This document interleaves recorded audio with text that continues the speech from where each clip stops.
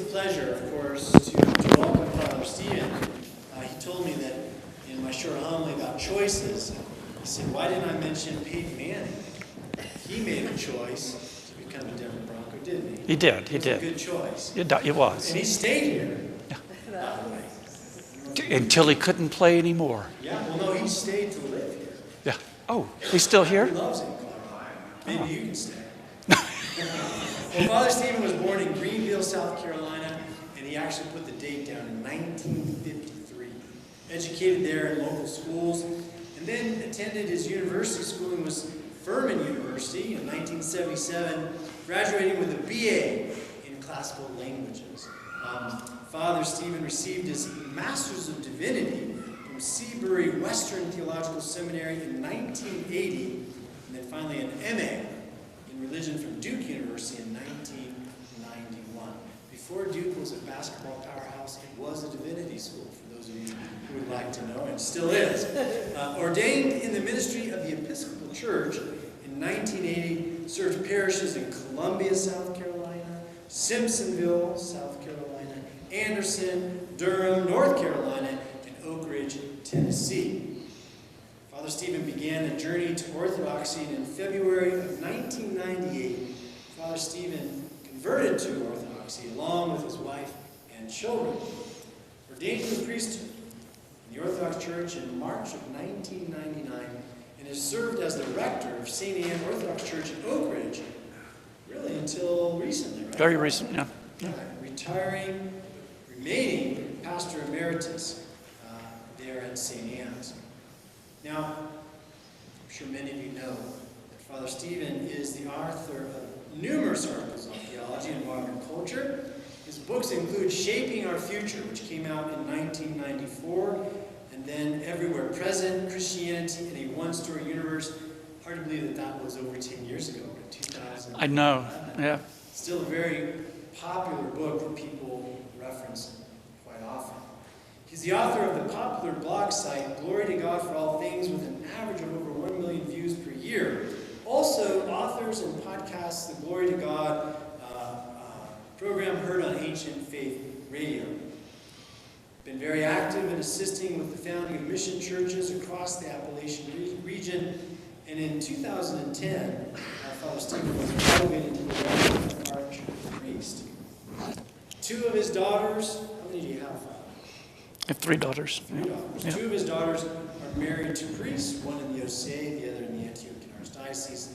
And I bet he's rather proud that he has 2 grandchildren. Oh, I've got to update your material. Yeah. Sorry. What? Grandchildren. 1, 2, 3, 5. 5. Yeah. Become an ancestor. Before I invite Father Stephen up to the podium, I do want to extend our thanks to Deacon Mark. He's going to get mad at me for saying it. Thank you, Deacon Mark, for working so diligently along with your team of Brenda O'Reilly, Mike O'Reilly, Mitch, and Trish Vanderwall, Mark Gonzalez, our finger, Kathy Agaki, Trish, we already said Trish's name, Matt Kramer, Luke Odell, and Ken Steeler. Last year we had Dr. Timothy Patizis, and this year Father Stephen. Thank you so much for taking time out. I know it's still a very busy schedule to be here with us. Father Stephen got up at 3 this morning to travel out to Colorado. It's a long walk. It's a long walk. Yeah. And it's cold.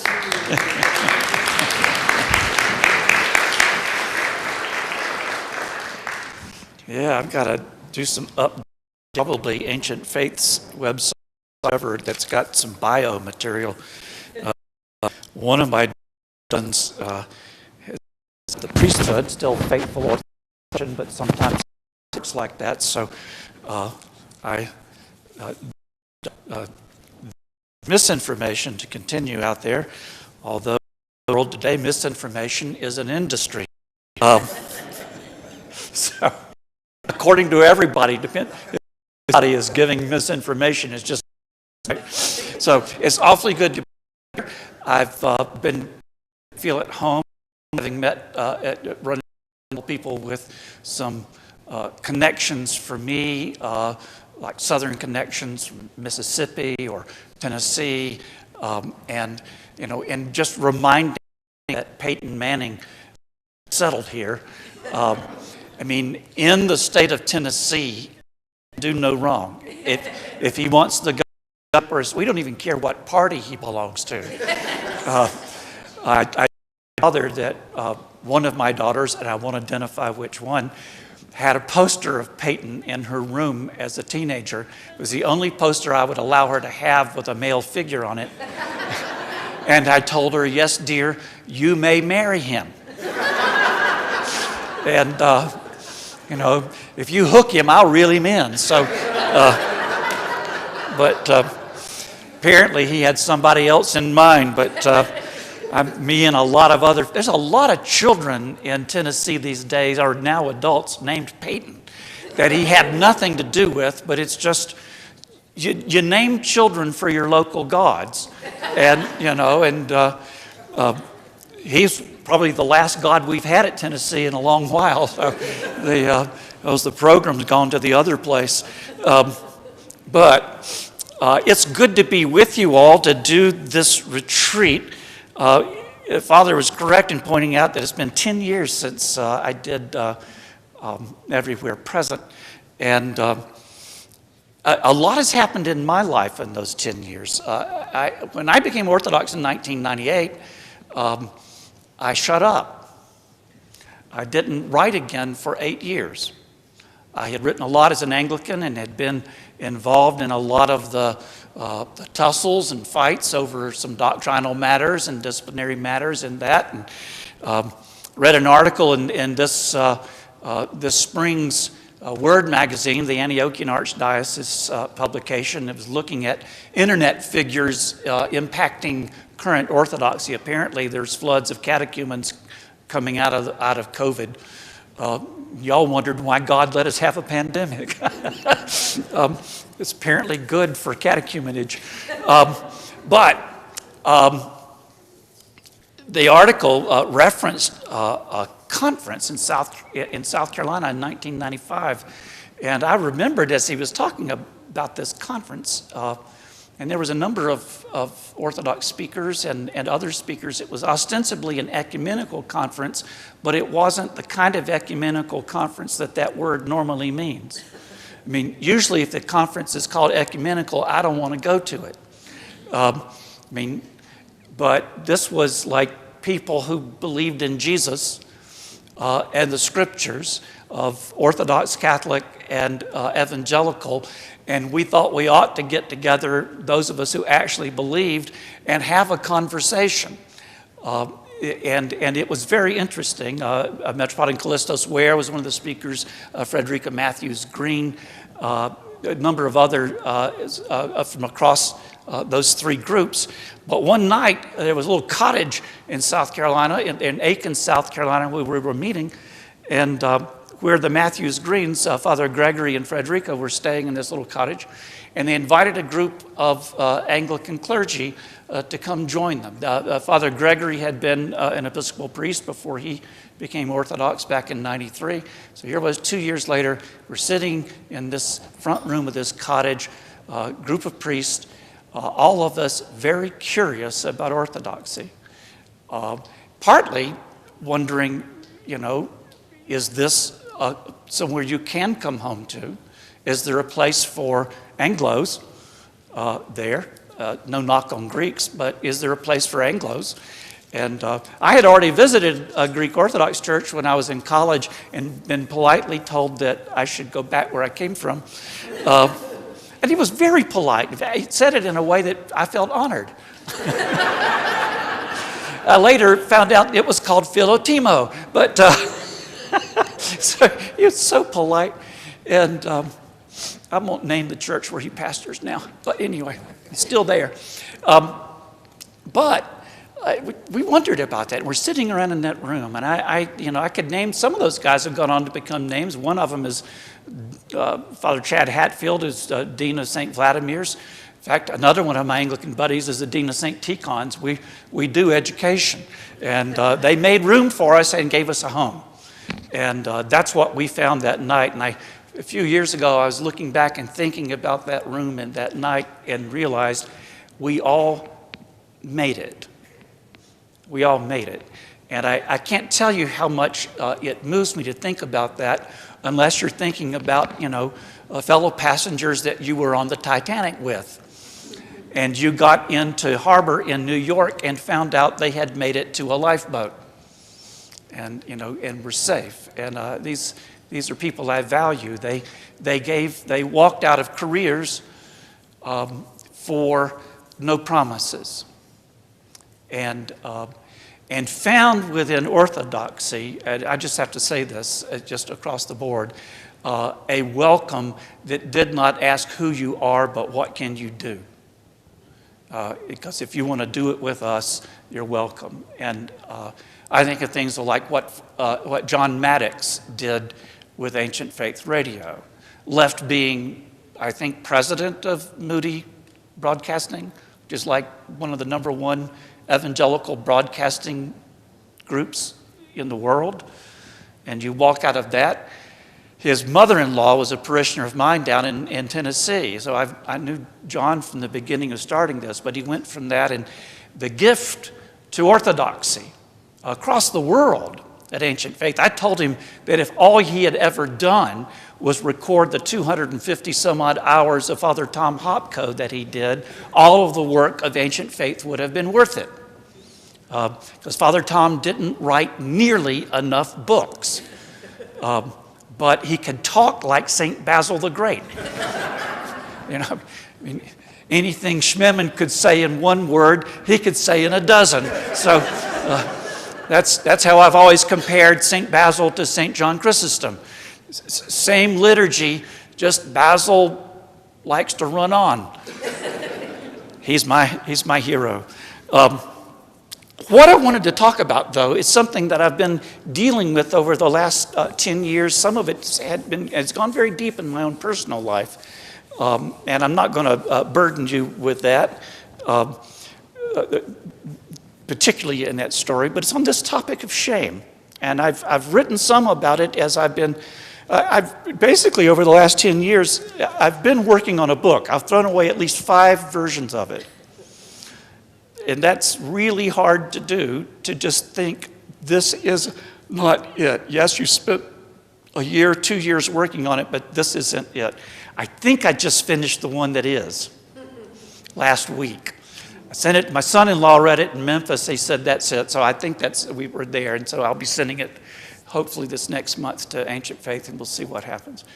On the topic of shame in the spiritual life, it became a personal question for me, essentially when in my own life I was dealing with an out-of-control problem of anxiety and panic. It's something that started in my life when I was 19 years old. Anybody who's ever suffered from panic disorder can oftentimes tell you that they don't know why it started. I was in my sophomore year of college and had moved on campus, and I'm in my dorm room, and suddenly I can't sleep at night, and this thing is happening to me and just yanking me awake, and I just get crazy. I can remember I was at Furman University in Greenville, and I couldn't sleep, and I get panicked because I couldn't sleep. I'd get in my car and start driving. I remember driving all the way to Columbia, South Carolina one night, just trying to get sleepy. It's not a good idea to drive a car in order to get sleepy. But, I got back. If you've never suffered from it, a lot of people do. I don't know what the stats are, but it's enormous, the number of people who in one way or another suffer from an anxiety disorder. It's also closely related to depression. Depression, anxiety, panic are essentially, they're epidemic in our culture. And I don't know what you point to. I have some suspicions. One of the things I found in my life, and I had a marriage, a career, many things, but I would also say, and I white-knuckled my life. I was, in the last years as an Anglican priest, I had tons and tons of invitations to travel and speak, and I couldn't do it because I couldn't get on a plane. I could not get on a plane. It was a guaranteed panic. Well, the panic would start before I got there. After I became Orthodox, they told me that I had to fly to New York to have an interview before I could be ordained to the priesthood. You don't walk around with a sign on you that says, "I do not fly," because the panic is there, but what it sounds like when you're trying to explain to somebody is that you're afraid to fly. It's not that. I was afraid of panic attacks. I don't care where you have them, on a plane, a train, anywhere, but I had to go to New York. And I was remembering this week. I had 3 parishioners who took me to the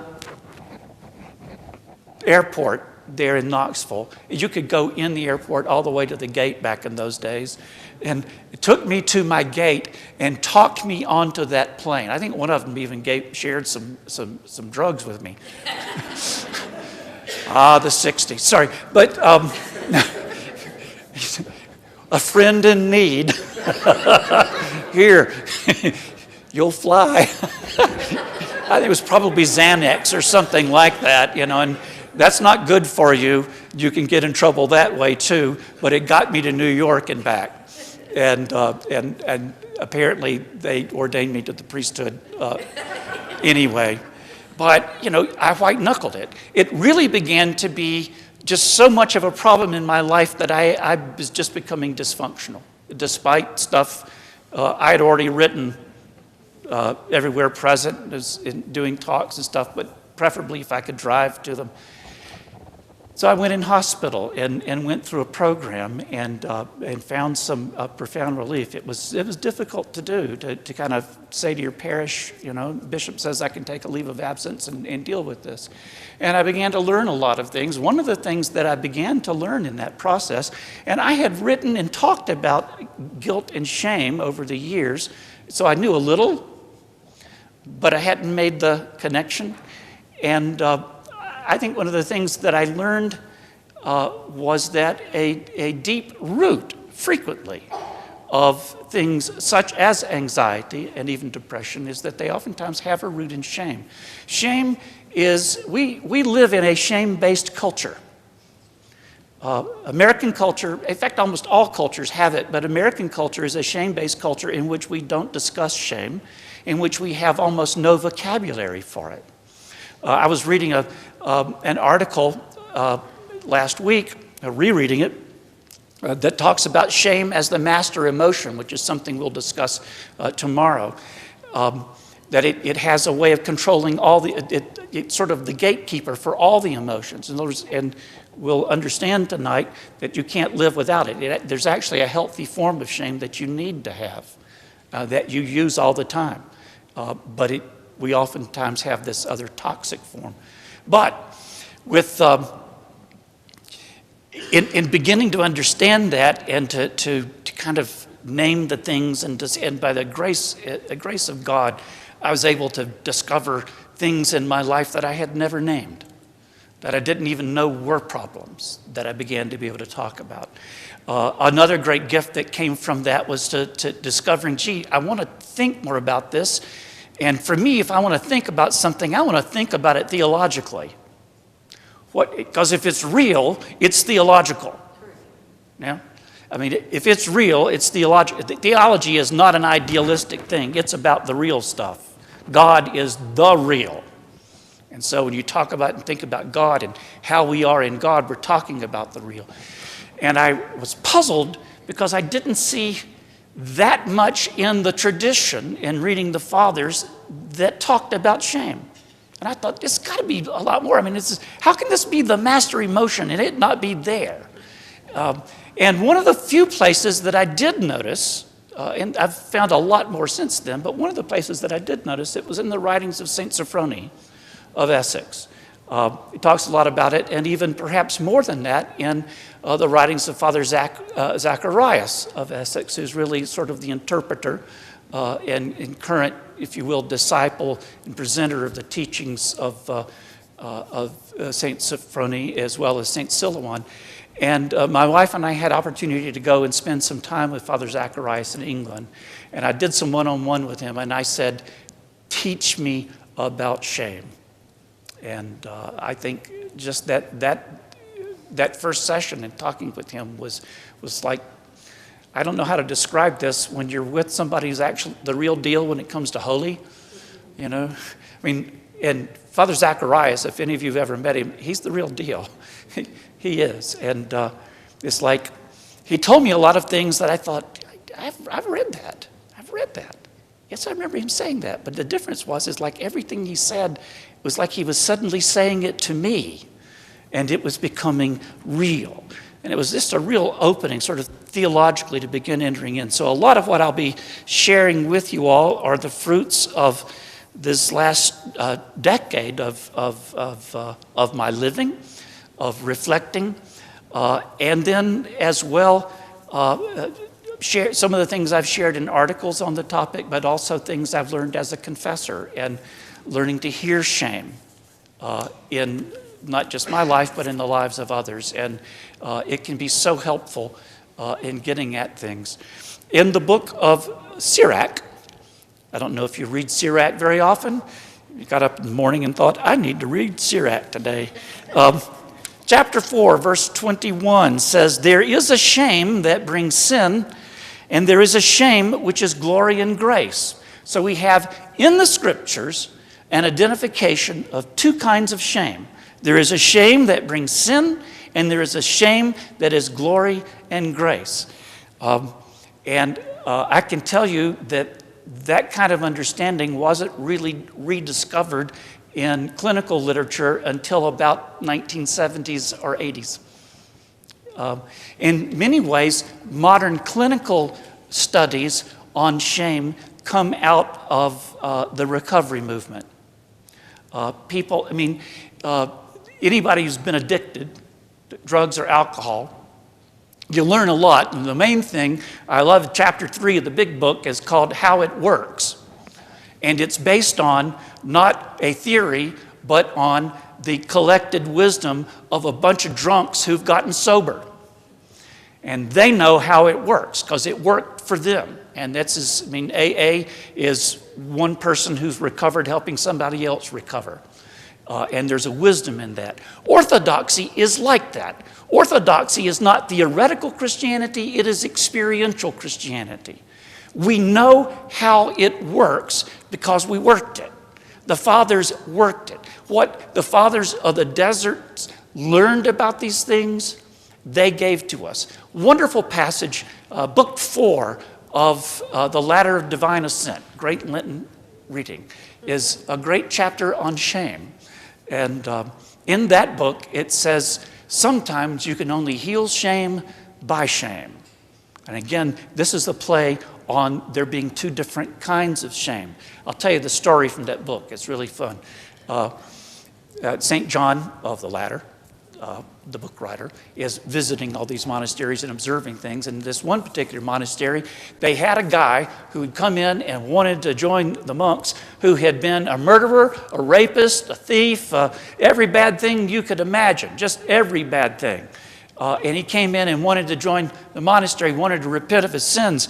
And the abbot listened to him, and the abbot said to him, would you be willing to confess all of your sins in front of the brothers? And he said, he must have been from South Egypt. He said, I'd be willing to confess them on the streets of Alexandria. I love that kind of, that just, and he said, no, that's okay. So, but the next liturgy, the next Sunday at liturgy, he had some brothers drag him into the service and beat on him a while. Not badly, but in a very polite liturgical manner, no doubt. Anyway, they did. They dragged him in, they beat on him, and all the brothers are just, they are aghast as they bring him in. And he has him confess all these things, and it's horrific. I mean, I can't even read that chapter in public, or at least not in front of children. It's really, he did some terrible stuff. And, and he stopped him and said, "You can't come in." This voice comes out of the altar and says, "You can't come in, you're not worthy." He's like, so he finishes, and the guy repents there. And then they clothe him as a brother and receive him. And St. John, apparently they had not done it that way at St. Catherine's, at his monastery, but he asked about that and was told, sometimes you can only heal shame by shame. How do you heal a man who's lived that life? You know? I mean, real one, not theoretical, but real murder, real rape, real theft. He was a bad guy. How do you heal a guy like that? I mean, we don't have institutions for that in our culture. We have institutions to punish them. We don't know how to heal them. The church knows how to heal them, because here was someone wise enough to know, I mean, what drove this man? What drove him out of the desert, out of a life of crime, into a monastery?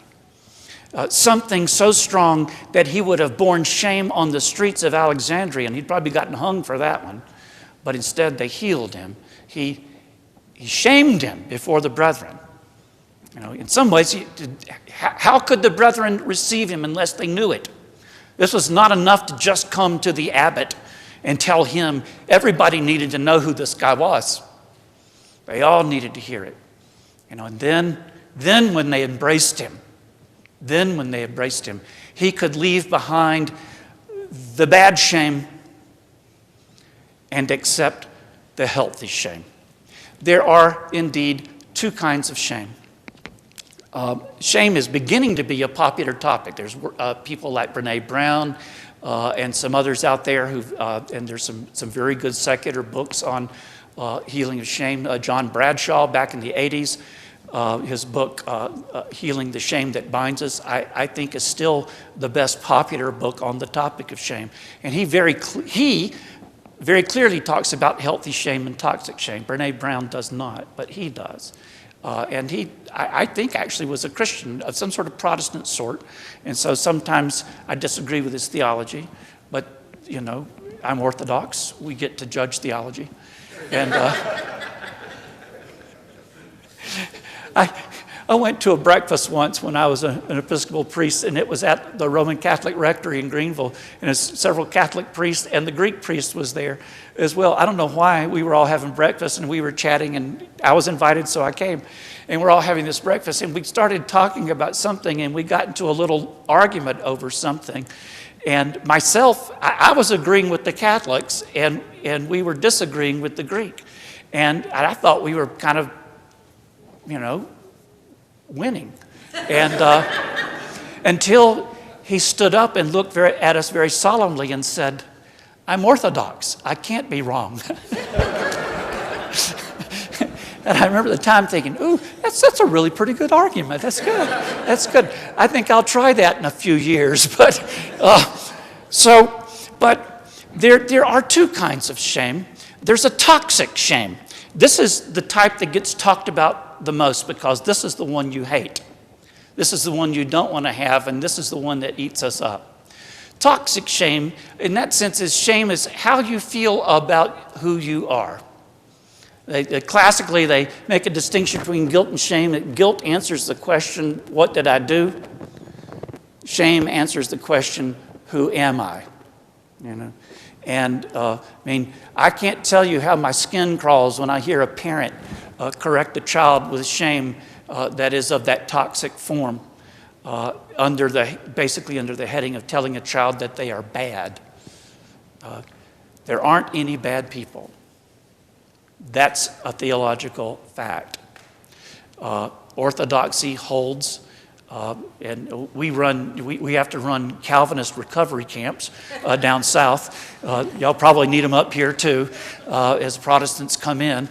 Little 12-step recovery groups for Calvinists, right? You know, I could do a book on. No, Father Joseph Honeycutt could do that book. That'd be something he could do. But you know, telling a child that you're bad, that you're not good, you're not as my mother was a storyteller, and her story was that I was the smartest of her 3 children.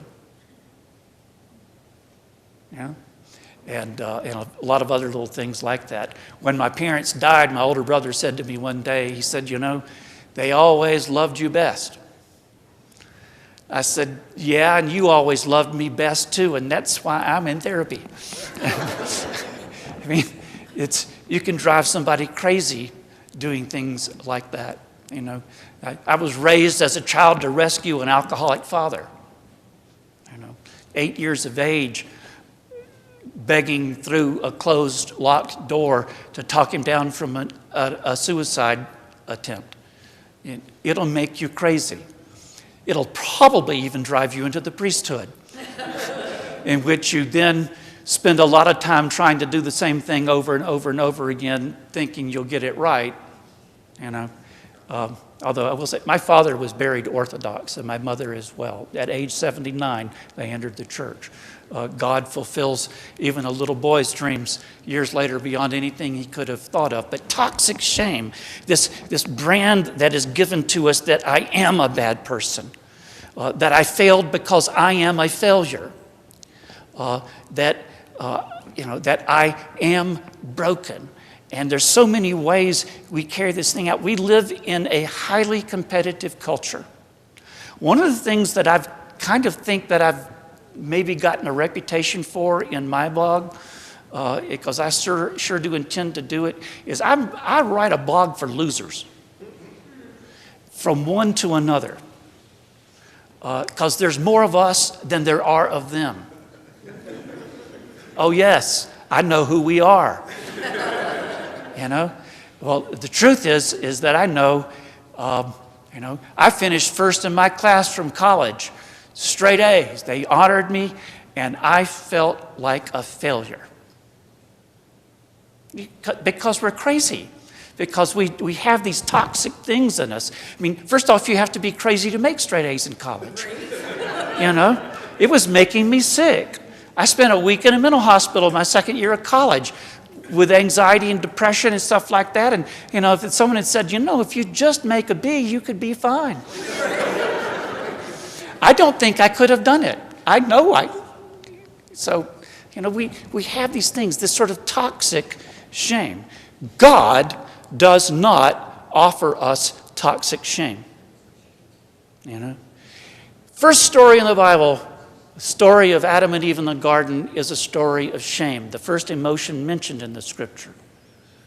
So Adam and Eve eat, see that they're naked, or as we say down south, naked, which is, it means naked, but you're up to no good. Sorry. By the way, humor is very, very important in dealing with shame. It's what comedians do most of the time, is they tell us shameful stories, usually about themselves, and we laugh, and we feel better. It eases our shame. A little humor in a sermon goes a long way.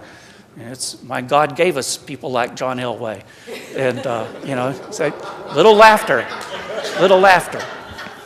Not making fun of Peyton, but anyway. So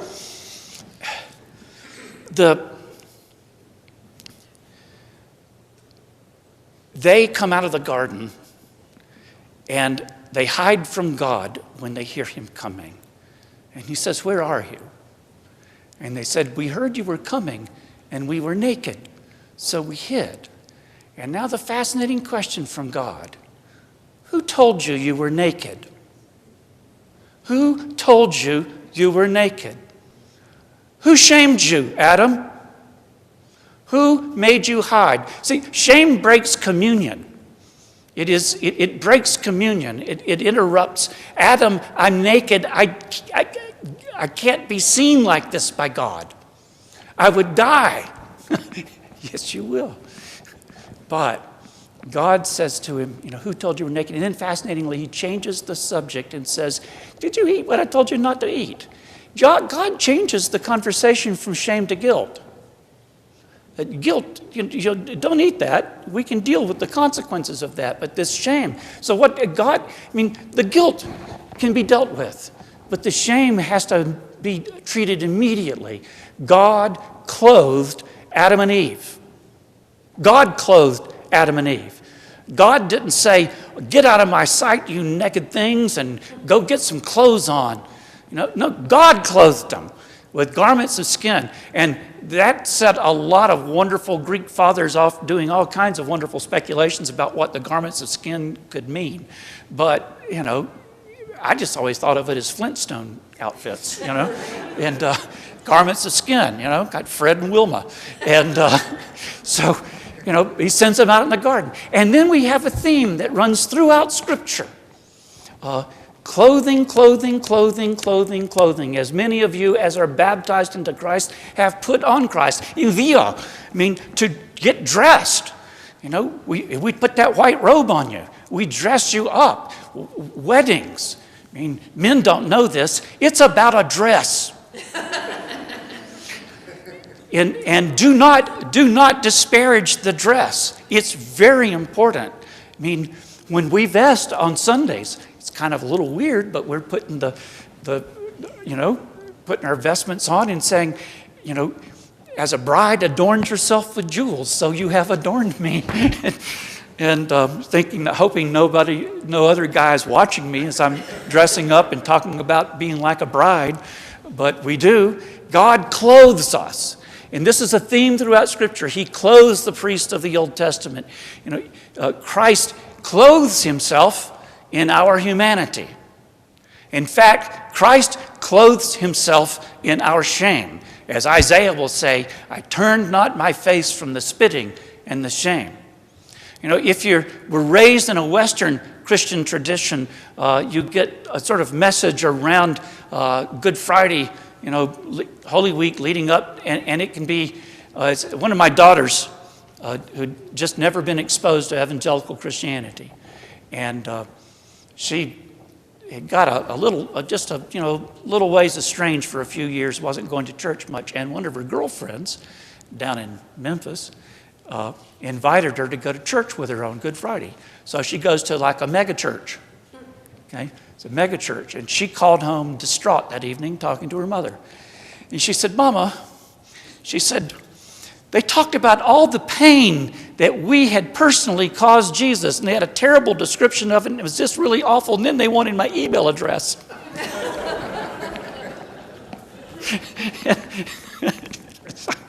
And she said, I have to come home for Pascha. I have to come home for Pascha. Holy Week in the Orthodox Church is about shame. We don't really dwell on all the pain, graphic, crucifixion things. We put Jesus on the cross and it'll say, the King of Glory. Oh, Vasilius, tis doxis, the King of Glory. It's his glory. Jesus crucified is God glorified. If I be lifted up on the cross, I will be glorified, Jesus tells us. So Jesus clothes himself in our shame. So here we have, there is a shame, which is glory and grace. Now that's the healthy shame, not the toxic one that tries to smash you down. But there is a mechanism of healthy shame. One of the things when I was dealing with problems of anxiety and panic that was very helpful to me was to find out what the heck it is.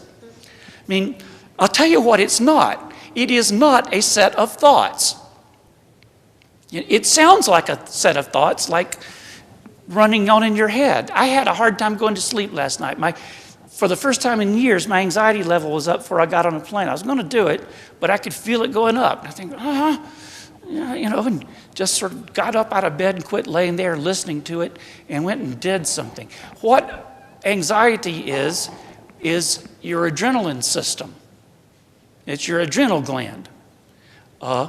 It's what your body does if a tiger walked in the back of the room. And that's why they call it fight or flight. You're either going to fight the tiger or you're going to run away. And all you need to do is be faster than the rest of them. Right?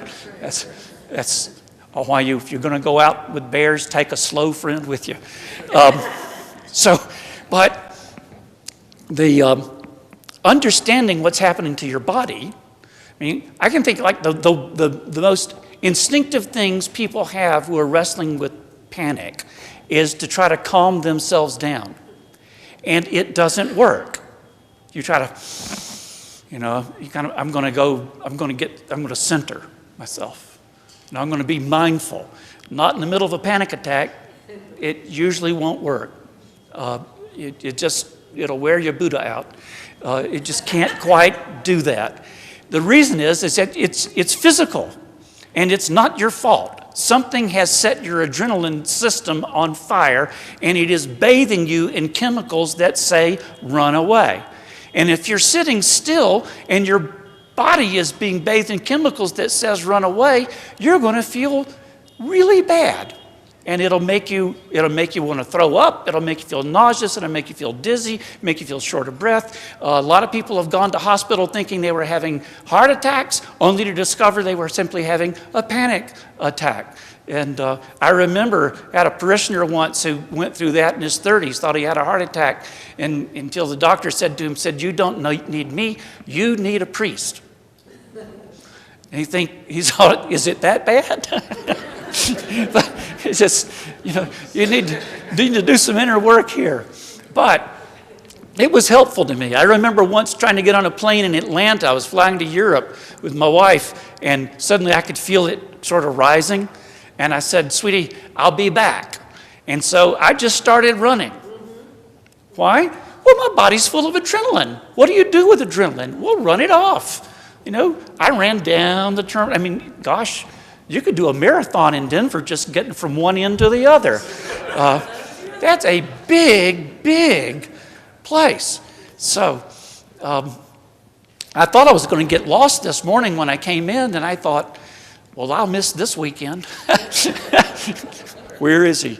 So it's physical. The same thing is true about shame. It has a physical basis as well. A famous American psychologist, Sylvan Tompkins, was one of the first to notice and document this. He had taken a year's leave of absence on his sabbatical from one of the major, it might have even been Harvard. But anyway, he's at home, and they had just had a baby. And so he's dealing with toddler at home. And he's watching the baby. But he's still got his science hat on, and he begins to notice a lot of things about toddlers. And if you do, there's certain things you notice. Do you ever play a peekaboo with a baby? Any of you ever taught your baby how to play peekaboo? You don't have to teach a baby to play peekaboo. I did a wonderful thing on Facebook a few years ago, which is a miracle. In and of itself, when that was just asking an international audience, what does your language in your country call that game you play with babies? And they all sounded kind of interesting, peekaboo. I grew up calling it pee-pie in the South. But you do this with a baby. What's going on with the baby? You can hold a blanket up in front of your head and go peekaboo, and the baby goes ha ha ha, and you do it again. And they don't get tired of it. I mean, these are things that fathers learn when the mother does things like saying, you take care of the baby. Oh, what do I do? I might have to hold or feed it, much less change it. Let's play peekaboo. And so, what's going on? Well, what the baby has is a built-in physical reflex. That's the surprise startle reflex. And it's kind of pleasant. It's obviously pleasant because it makes them happy. And they're just wired for it. So basically, when you're doing that with a baby, you're tickling one of their built-in physical responses. Well, Sylvan Tompkins identified 9 built-in hardwired responses in babies. And they were things like distress, crying, we know that one. Interest, excitement, they're looking at something. Enjoyment, kind of a social bond that happens. Surprise, startle, pee-pie. Anger, rage, that's one. Fear, terror. And each of these, he noticed, has specific ways universally, not just America, but universally in all cultures, how we move our faces and to express these things. They are expressed in exactly the same way in all cultures. But the babies are hardwired. It is not a cultural thing. You're born with it. It's possible for some of these to be somewhat muted in some children who will have difficulty with this. These are called the 9 affects, and they're demonstrated primarily in the face. Disgust. It's like giving me vegetables. Dismell. Wrinkle, you don't like how that smells. But shame. Shame, though, he discovered, is a gatekeeper. It interrupts the pleasure. Whenever we meet one another, and that awkward moment occurs, how do you say hello?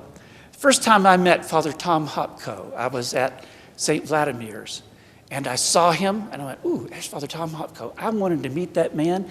I listened to him. He was so important to me.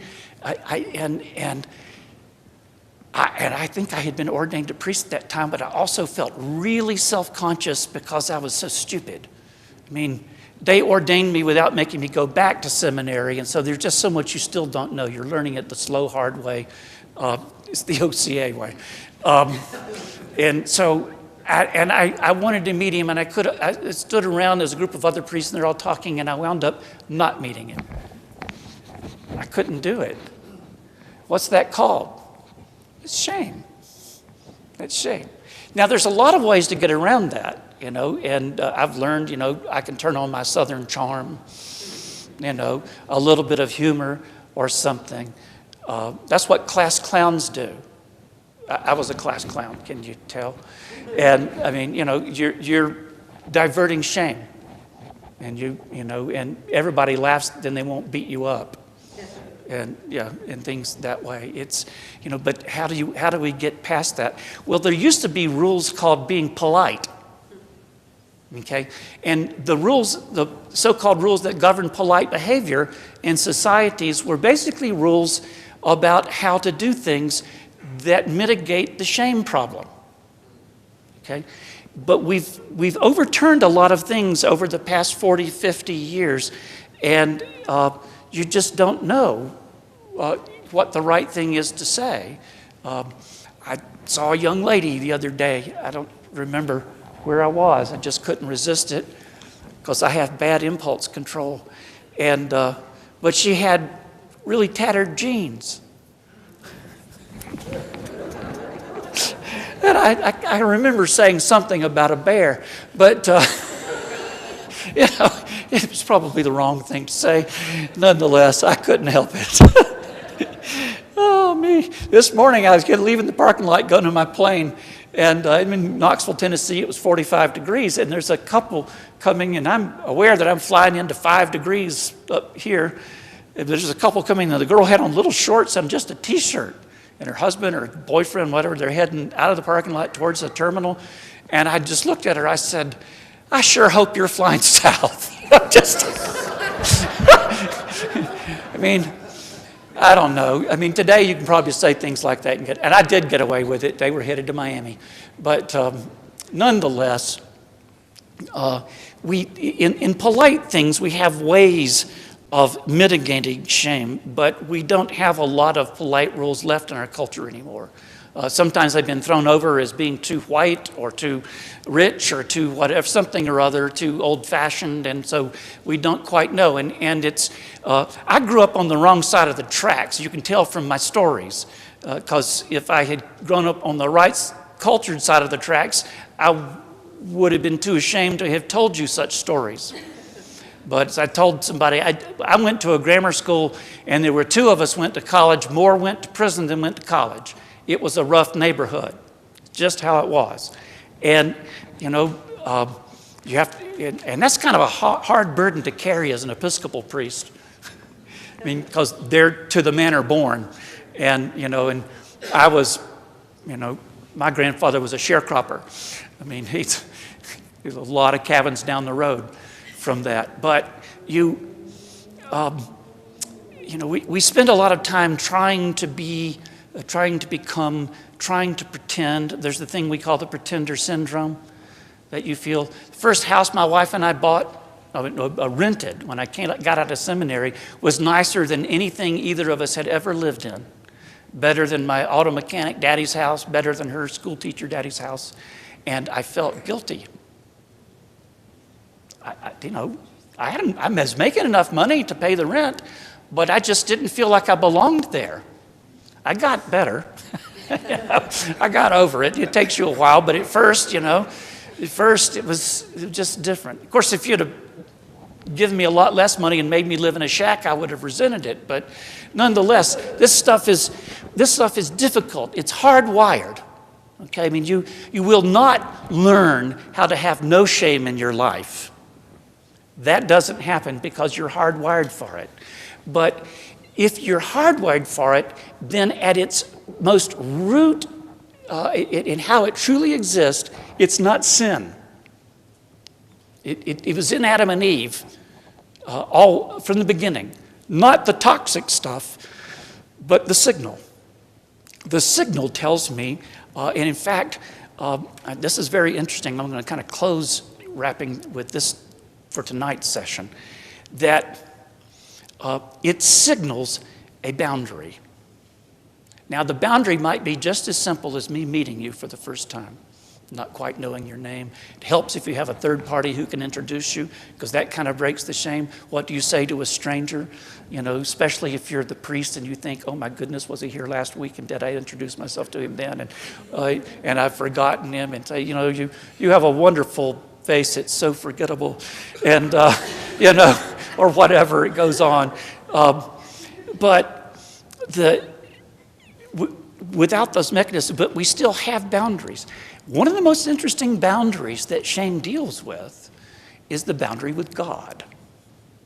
Scripture's filled with boundary stories. Moses, take off your shoes. People come into an Orthodox church. I've had this, especially with our kind of Protestants coming in for the first time, and some of them get upset about that boundary. They can't go behind there.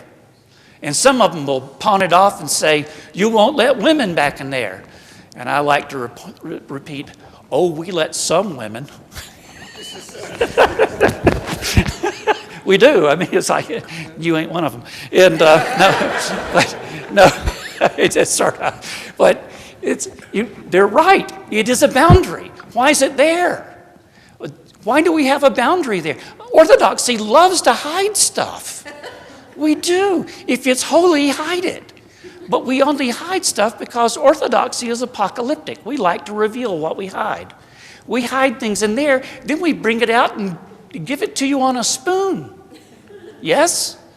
But, I've had people, I've done liturgy as democracy, okay?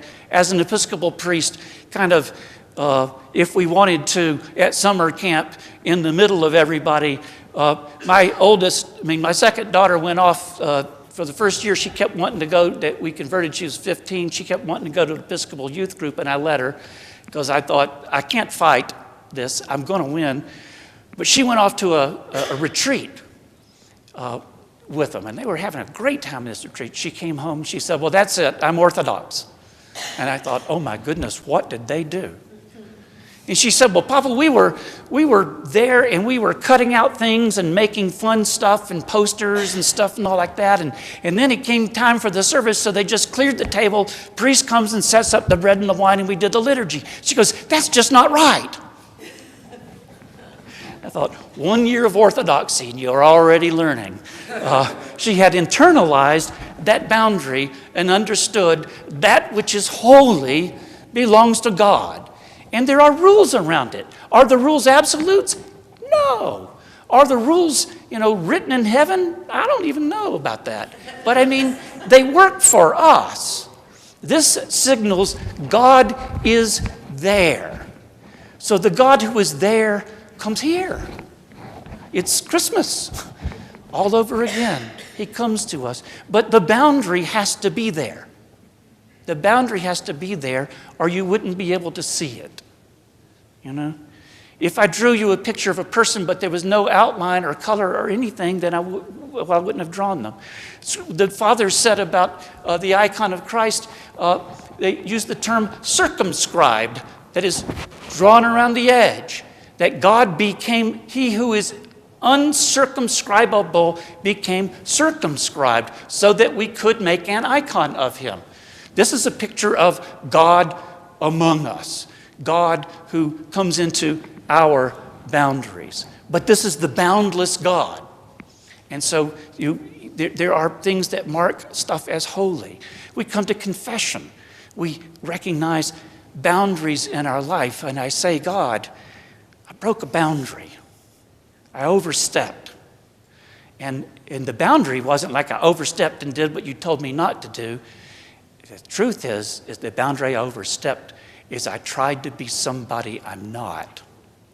I tried to be evil, and I'm good. I tried to be less than human, but you made me human. We go to confession to recover our humanity. We go to confession to recover our goodness, to remember who we truly are, to be reassured about that, to understand where God has drawn the boundaries. Because we'll do all kinds of nasty things to our heads in terms of shaming ourselves, turning a mere boundary into toxic stuff. One of the things I've learned, and this is difficult, is that the signal of shame that's wired in your body doesn't come with a lot of judgment. I mean, it doesn't know what it's doing any more than the adrenaline in my head knows what it's doing. I mean, it thinks getting on a plane is a tiger. No, it's not. It's a friendly sky. So it's difficult.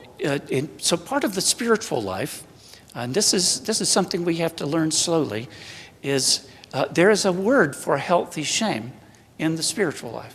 It's a very, very clear word, and it's the reason why you don't see shame mentioned so much, because it's this other word. And the word's humility. Humility is nothing other than bearing the healthy shame that properly belongs as we stand in the presence of God. It's like when I stand in the presence of God, one of the things that's just true is I'm not him. An old alcoholic once told me, the only thing you need to know about God is you're not him. It's a good place to start. You're not him. In fact, I am utterly and completely dependent on God for my being. Apart from me, you read it tonight, apart from me, you can do nothing. Apart from God, I am nothing. I do not exist. This was sort of a big part of my book on everywhere present and filling all things. That the notion of secular is the notion that something can exist apart from God. Nothing can exist apart from God.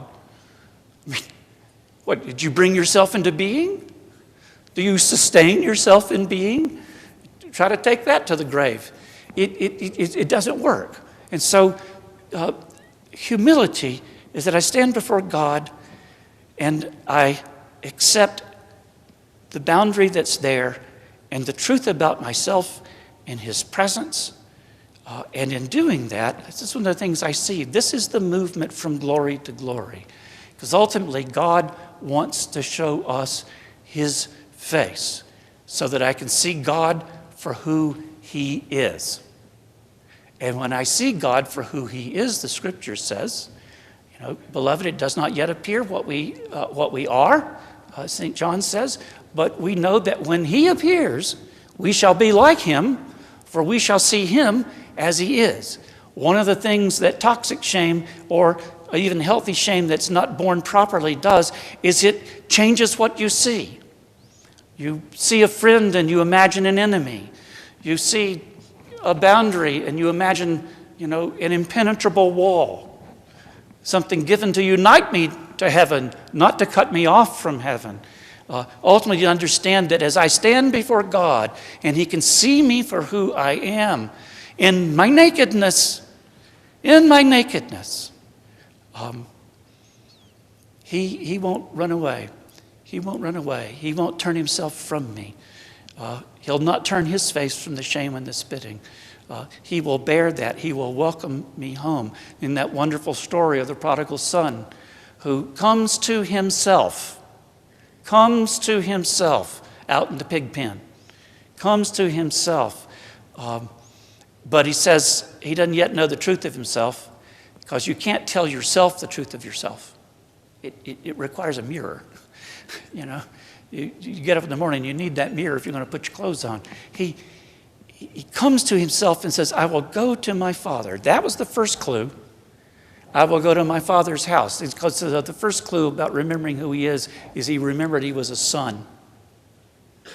He was a son, not a pig pen keeper, but a son.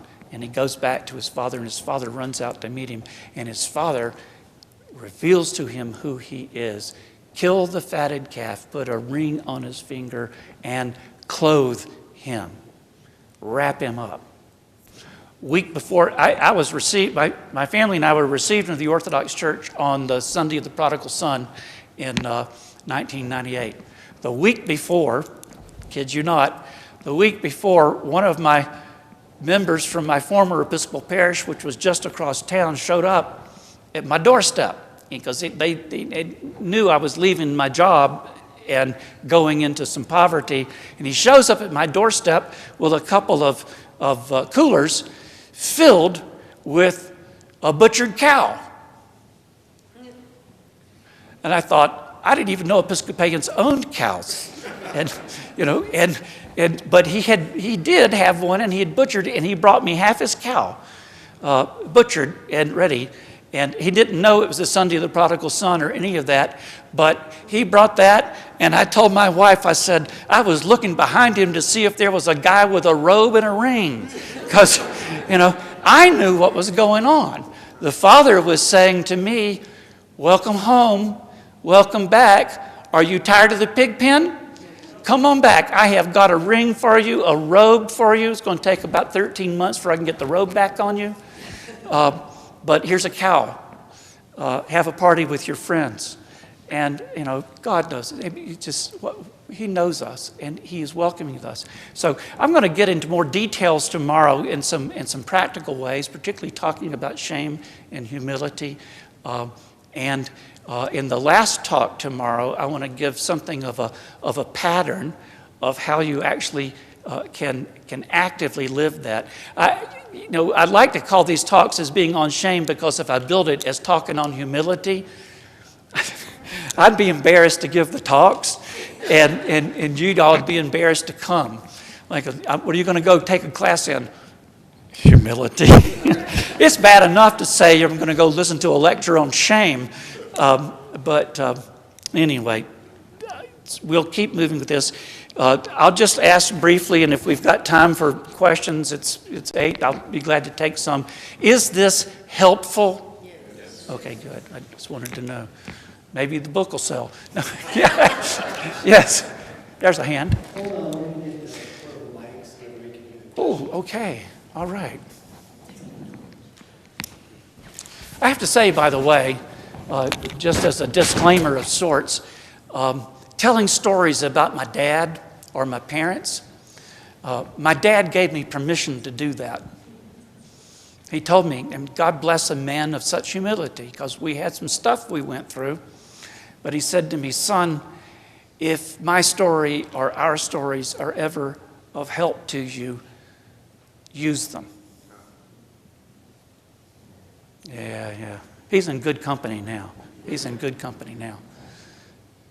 got a robe and a ring, and it's just a sharecropper for Jesus. So what? Oh, here we go. There you go. Go for it.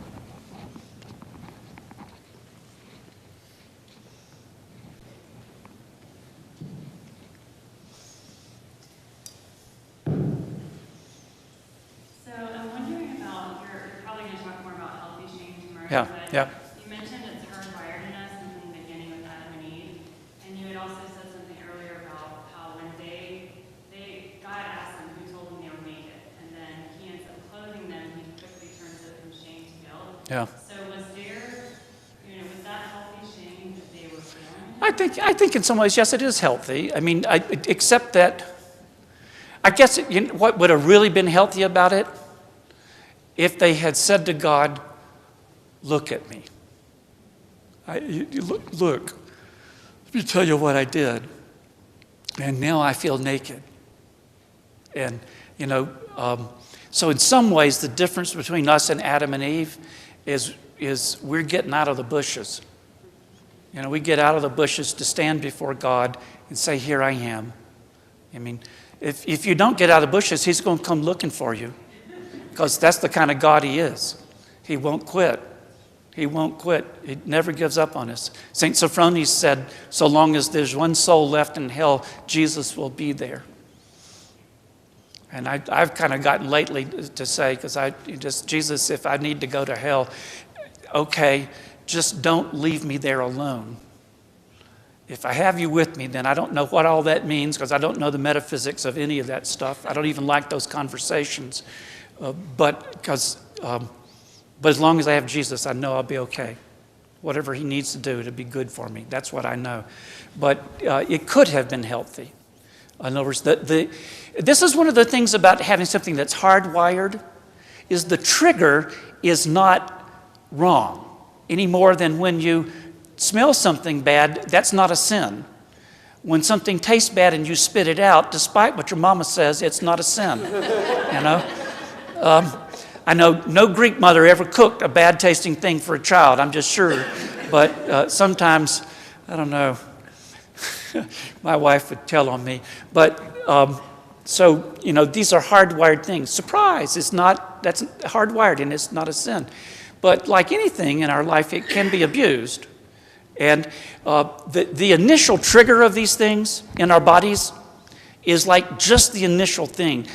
Those triggers then in our life get connected with experiences and stories. And so, I have an awkward moment, and I remember something a lot worse and bigger than awkward, and that comes haunting in me. And, it's just like I'm remembering saber-toothed tigers, and that's not really the case. But it's not wrong that my body reacts with fight or flight. It's just wrong when it's out of whack. Same thing's true. And there's a sense in which, say, in the discipline of the monastic life, there's a learning to, and this is, St. Sophrony taught Father Zacharias when he was first being blessed to hear confessions as a priest monk. He told him, he said, especially the young ones, when they come to you, he said, teach them to bear a little shame. Now that's the way I like to say that and the way I like to write about that, to bear a little shame. That's a big difference than bear toxic shame. Frankly, you can't bear toxic shame.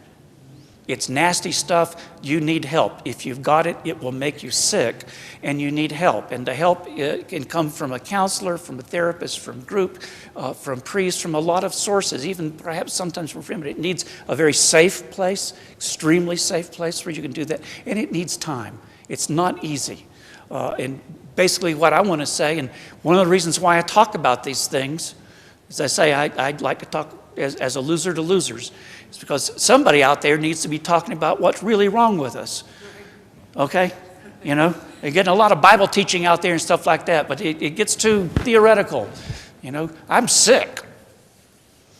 And I'm willing to tell you I'm sick because I'm getting better in Christ through the work of the gospel. And this is practical. The church knows about this stuff, and we need to know that. So I say we live in a culture that majors in shame, and so it hides this stuff from us. And so we wind up having to go pay somebody, $100 an hour to listen to us. So here's one. Grab that mic. It's your moment. I appreciate what you said about shame being triggered by crossing a boundary. Yeah. But one of the things that struck me, the way I've understood shame, was that it's the feeling of not wanting to be seen. That's part of it. So like when Adam hid. Yep. So the reason why it can lead to sin is because it might lead you, the remedy you seek is darkness. Right. Exactly. Yeah. Yeah. So. And then the remedy is coming to reveal Yeah. I think that what you If we walk in the light as he is in the light, then the blood of Jesus cleanses us from all sin. And so he Yeah. can take care of it because he can clothe us, Yes. which remedies the sin. Yeah. Or darkness can Yeah. clothe us, and that doesn't. Yeah. For instance, I generally believe in a gentle priesthood. Give me a gentle priest every time. I'm scared to death to go to confession every time I go. And give me a gentle priest. My daddy wasn't, and I've been beaten enough in my life. I don't need that. But it's, but also learning, for instance, to understand the trigger enough and to understand it in its healthy form that I've sort of demystified it to a degree.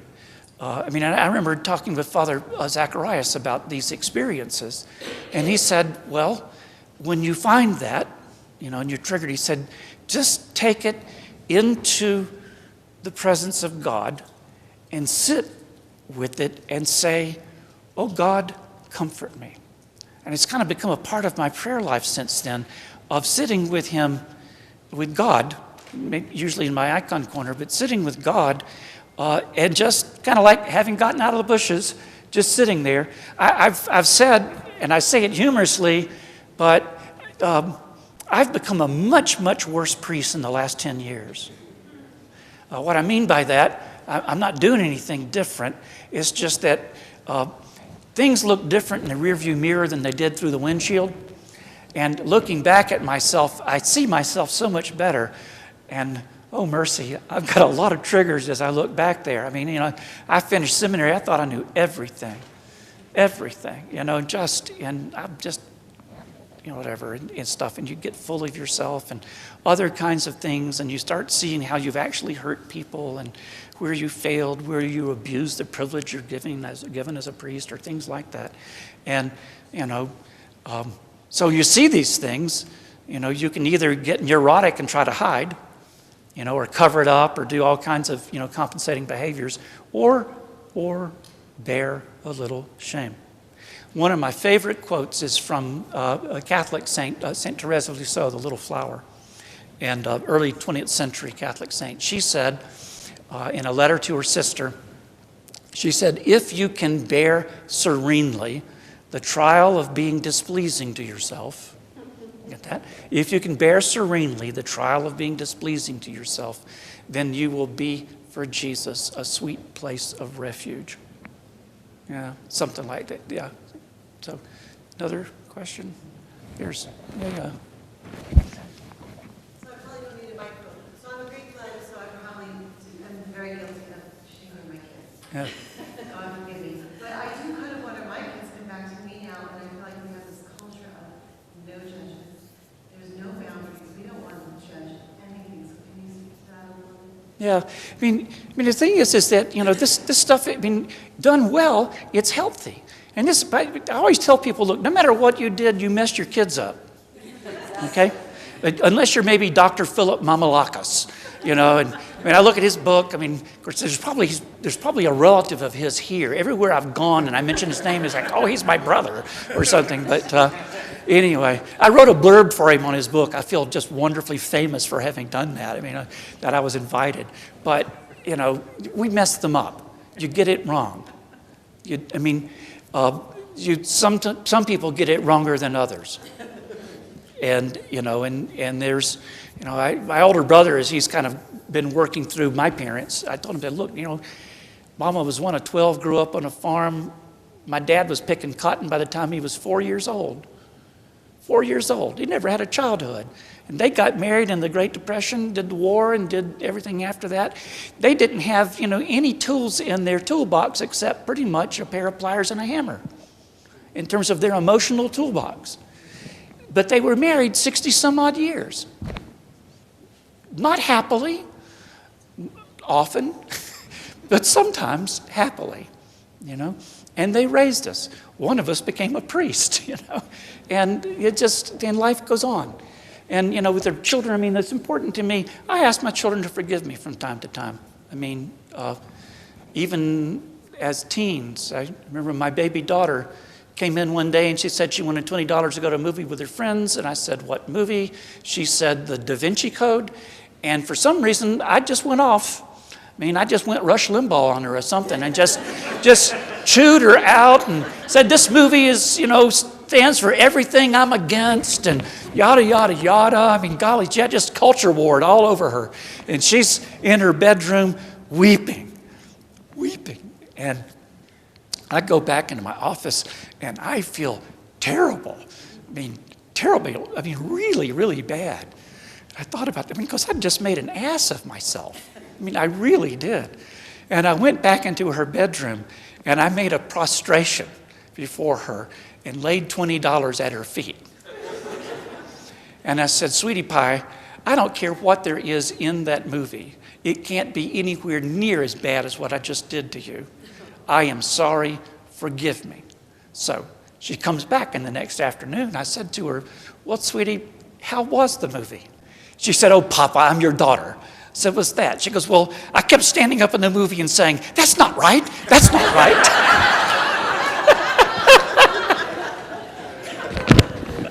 So you never know, but it's good to say, forgive me. I mean, first off, to be a parent, it's good to be fallible. I mean, just get that down pat. And you try to love them back out of it. You just keep loving them back out of it. And learning things about boundaries. You can't teach a boundary that you don't know. And I think one of the problems about teaching boundaries is we don't know the right ones in ourselves. Like the boundaries that are created by love, not the boundaries created by fear or boundaries created by my shame. You're going to go out of the house looking like that? I had a Jewish buddy in high school. We were leaving his house one day, the apartment, his mother said, look how you look. Look how you look. My friend also later became a Christian, and his father was so angry at me. He said, you go hang on the cross with your Jesus. I thought, I'll be honored. But just the shame stuff. It was just these old things playing in their heads. So we've got to learn that. It's like planet Earth is a messed up story. And I beat this horse till it's dead, and I'm going to resurrect it and beat it some more. You are not going to make the world a better place. Quit thinking that. That is a lie of modernity. It's a very recent lie. It's a very recent, about 200-year-old lie that comes out of late Protestant culture, coming out of England and the various revolutions that went on there. And it took Christianity, took the eschatology of the Christian church, turns it into a this world secular thing. And so people think that their job is to make the world a better place. Well, you're not gonna. There's not even a stick to measure it with. How do you know? The truth is, none of us know the consequences of anything we do.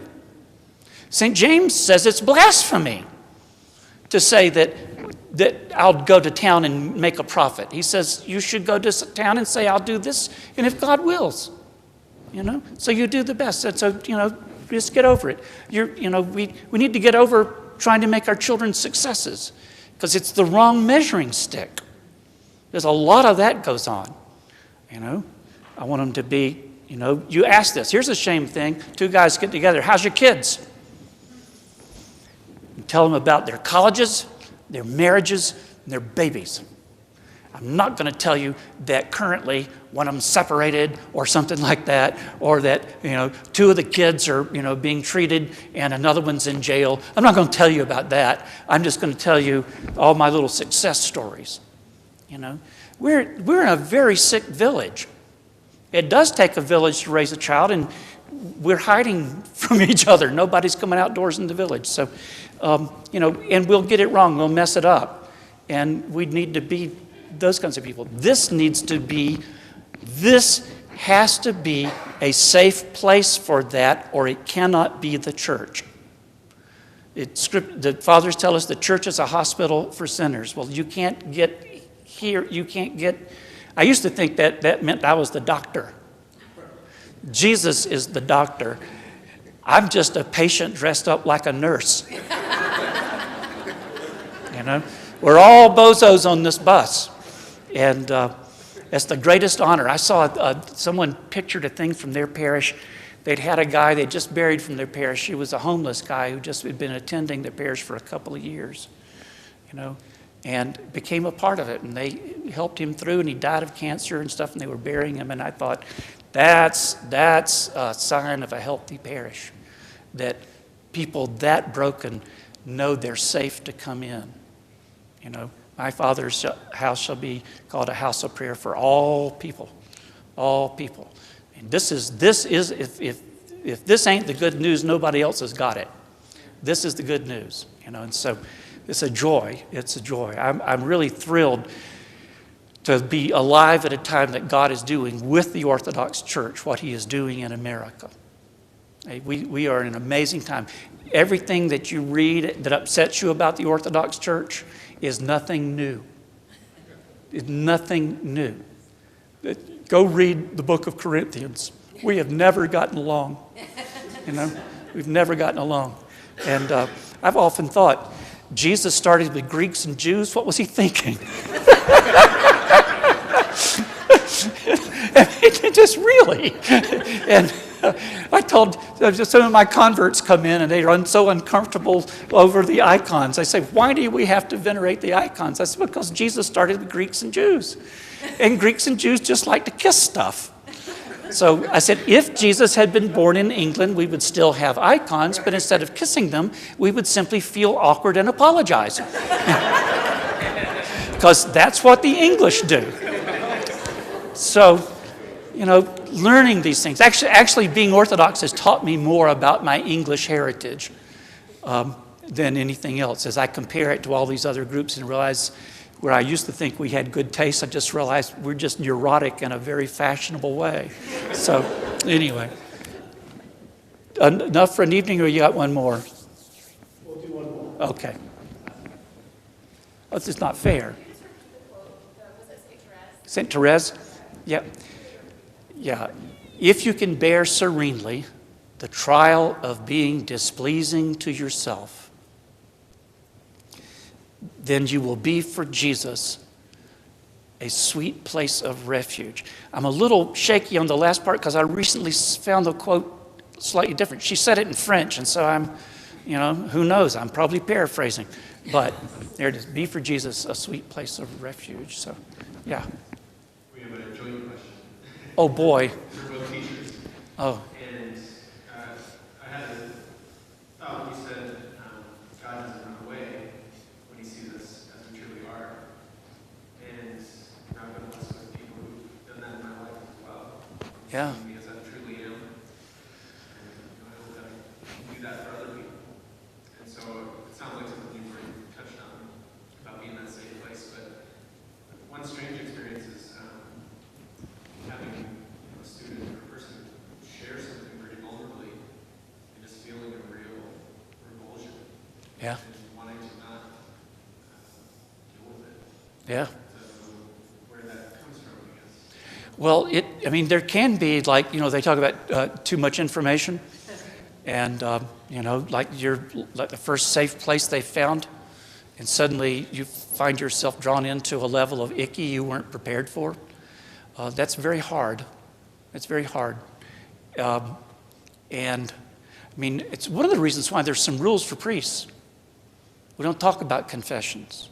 You know, it's like, just go ahead and ick it up, you know, and I'm not even going to talk to myself about it much if I can keep from it. You're not supposed to.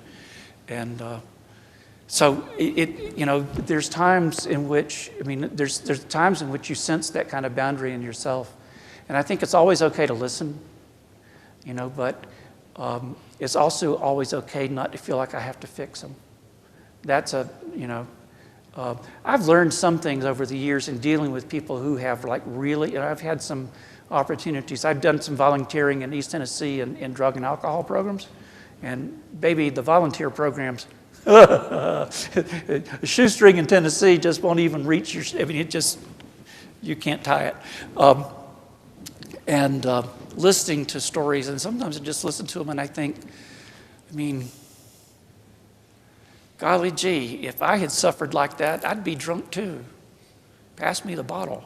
I mean, it is just, you know, and that you can listen, you can hold them, you don't judge them, you just kind of find out how to help them through a day at a time or whatever. It's also and there's all kinds of dynamics in this stuff from, someone may even be, using stuff to manipulate, even if it's true. I mean, because we're messy human beings, okay?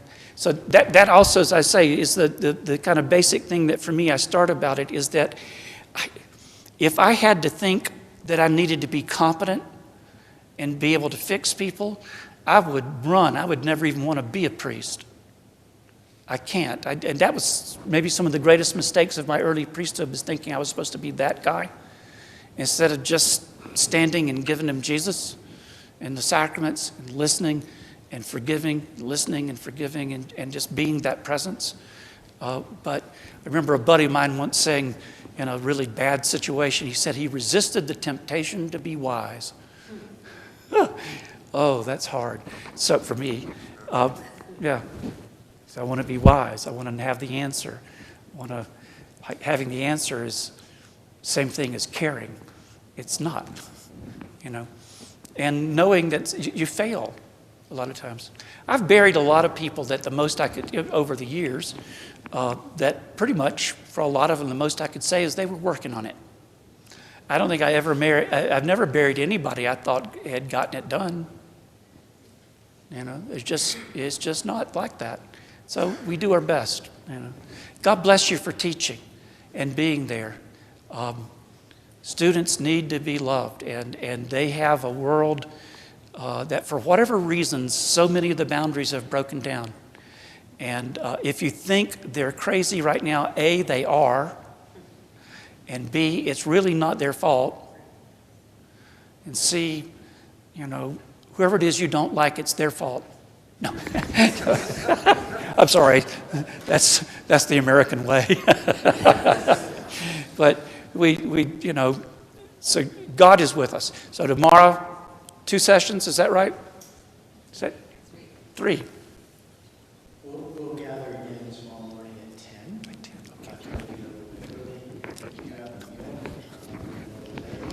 I want to encourage you tomorrow evening. Prayer, and of course on Sunday.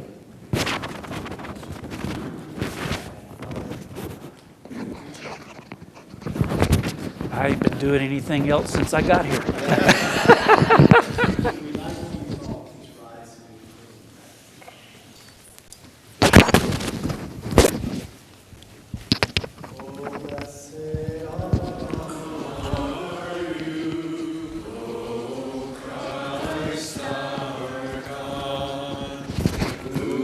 Sending down the Holy Spirit upon them, make the fishermen wise and through them illumine the world.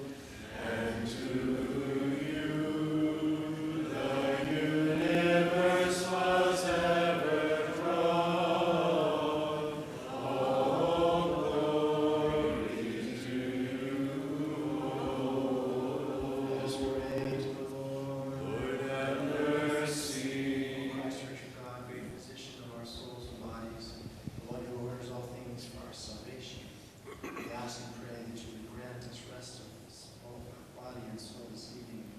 Protect us from everything that is evil and contrary to your will. Raise us up in the morning to glorify thy holy name, practicing of your commandments. Thou art our God, and to you lift glory. In the name of the Father, and the Son, and the Holy Spirit. Amen. Thank you, Father, for seeing. Thank you for joining us, one and all. We look forward to seeing you in the morning. God's blessing be with you.